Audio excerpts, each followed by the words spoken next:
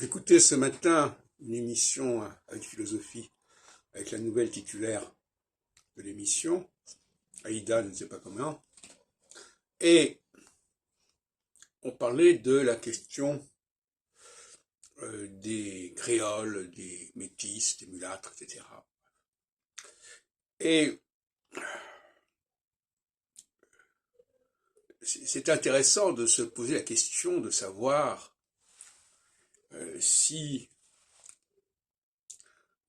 ces différences, ces perceptions de différence de l'autre, la question de l'autre, font sens au niveau de la psychologie, au niveau de l'astrologie.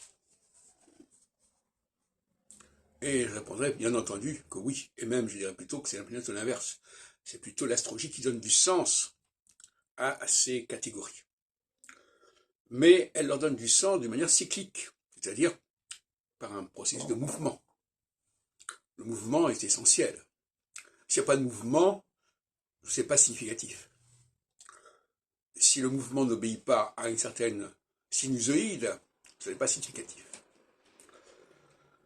Donc, lorsque je parlais encore hier de la question de l'horizontalité, de la solsticialité et de la verticalité dans le traitement de l'étranger, eh bien, on est au cœur du problème.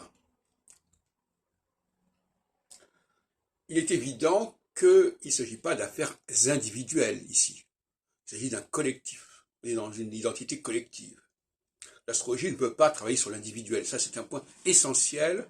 L'astrologie n'a pas de sens au niveau individuel, contrairement à ce que certains astrologues, et même la majorité, croient devoir dire aujourd'hui. L'individuel en astrologie ne peut être qu'un sous-produit du collectif.